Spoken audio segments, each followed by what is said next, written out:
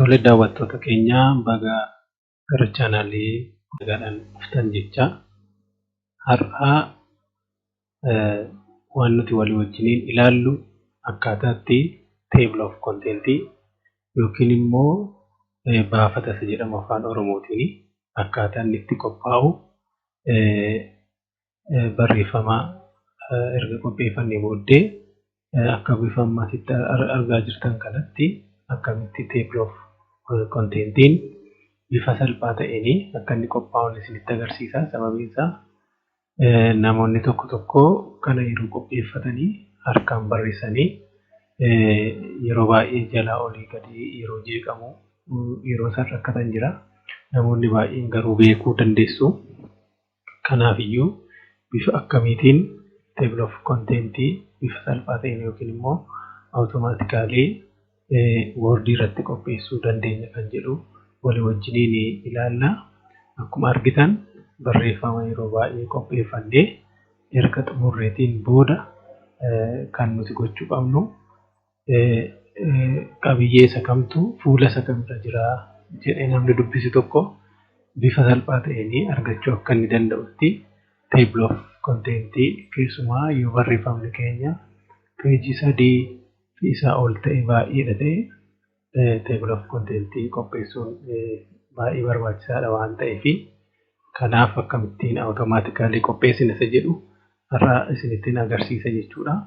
Kanaaf iyyuu chaanaalii kanaaf yookiin YouTube chaanaalii kanatti haaraa kan dhuftanii jiraattan subscribe gochuudhaan akka maatii taatan akkuma kana qophiiwwan asirratti qophaa'anii fi wanneen biroo erga ilaaltanii booddee yaada keessan yookiin koomentii akka kennitan yommuu isinitti tole immoo laayikii gochuudhaan akka irratti hirmaattan namoota kan biroo bira ga'us immoo akka danda'utti sheerii akka gootan jecha amma kallattiidhumaan gara isa har'a isinitti agarsiisu akkaataatti table of contentii qopheeffannutti darbina jechuudha. Kanaaf kan asirratti qophaa'ee jiru kana asirra barreessitan akkamittiin akka qopheeffachuu dandeenyu isinitti agarsiisa jechuudha.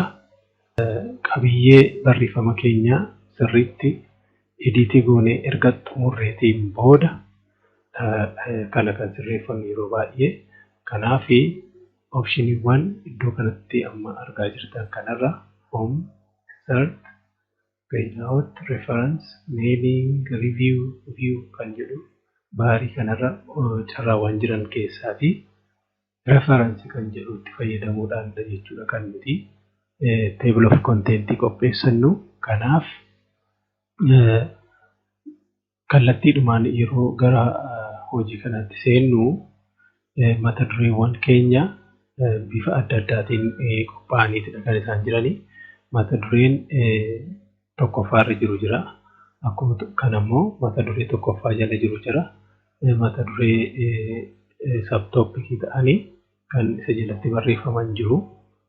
Akkuma kana kan mata duree lammaffaa jalatti illee sadaffaa ta'anii barreeffaman kan qabxii 1, 2, 3 of keessaa qabaatan jiraatu. Kanaaf warreen kanaaf bifa adda adda ta'eeniiti filannoodhaan qopheessine jechuudha. Kanaaf yeroo gara qophii isaatti gallu mata dureen keenya fakkeenyaaf akkaataa kanatti duraan dursinee filanneetu gara riferaansii erga gallee booda gara iddoo kana yeroo dhufnu add text kan jedhu irratti kilikii gaafa goonu carraawwan kana arganna. Kanaaf as jalatti filannoowwan jiran do not show table of contents kan jedhu jira. Yeroo baay'ee waan nuti hin barbaanne yoo table of content keenya keessa galeera ta'e erga filannee booddee isa kanaanii do not show table of content kan jedhu kanaan keessaa balleessina. Inni kan biraan level 1, level 2, level 3 kan jedhu arganna. Mata dureen keenya egaa mata dureen keenya level 1 kan ta'an jiru, level 2 kan ta'an jiru, level 3 kan ta'an jiru.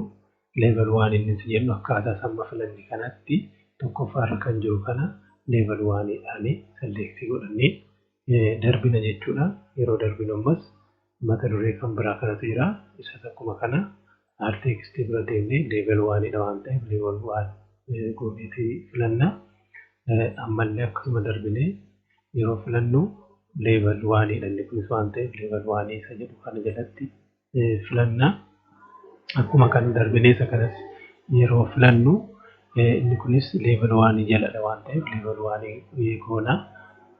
Amma iddoo kanatti egaa level 1 irraatii gara level 2 tti dhufneerra. Maaliif level 1 warri nuti jennu lakkoofsa mataa isaanii danda'e kan qabxii yookiin tuqa of biraan qabne kan qabanidha waan ta'eef isaaniin akka mata duree tokkoffaatti fudhannee level 1 filanna.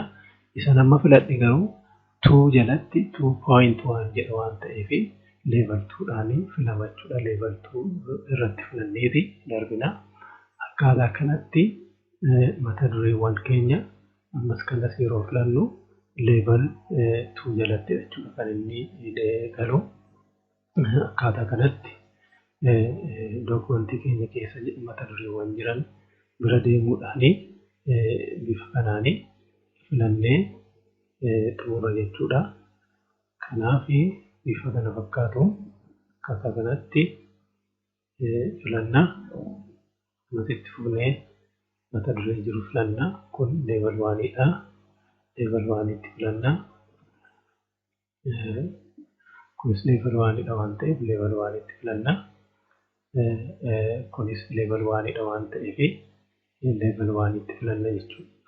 Akka carraa ta'e fakkeenyaa fi dokumentii kana keessa level 3 keessa kan jiru waan ta'eef level 3 hin filanne malee fakkeenyaaf 2.4 kan jedhu kana jala 2.41 kan jedhu jiraate isa filannee leeveliin keenya gara kam dhufachuudha level 3 irraa ta'a jechuudha. Akkaataa kanaan erga filannee xumuree booda gara jalqabaatti ol deemnee gara peejii keenya jalqabaatti ol deemnee iddoo kana dhufneeti erga karsariin keenya gara lammaffaatti fidannee booda gara kana dhufna jechuudha.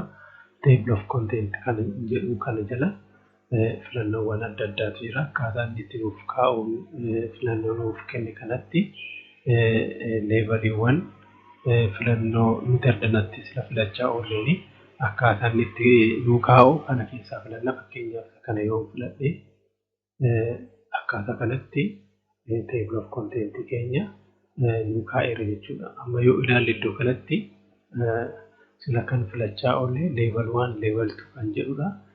Warri level 1 irra jiran akkaataa kanatti gara fuula duraatti ba'anii ta'anii level 2 irra kan jiran immoo akkaataa kanatti gara keessaatti galanii taa'an jechuudha. Utuu level 3 jiraate immoo warra kana jalatti gara keessaatti siqsuudhaan akkaataa kanatti nuuf kaa'a. Kanaaf erga kana fidnee booddee sirreeffamoota tokko tokko addanatti akka inni wal nuuf qixxaatu erga goonee booda page number kan jedhutti barreeffannee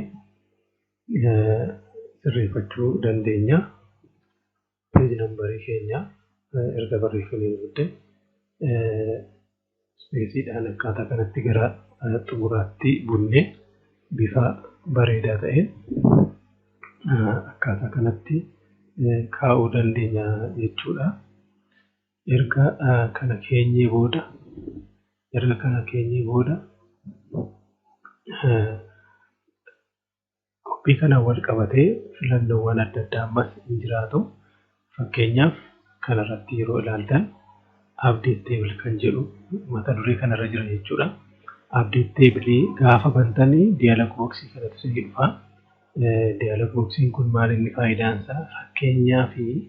Fakkeenyaa fi yeroo addanaati page number itti kenninu waan jeeqame yoo jiraate ilaallee sirreeffannaa.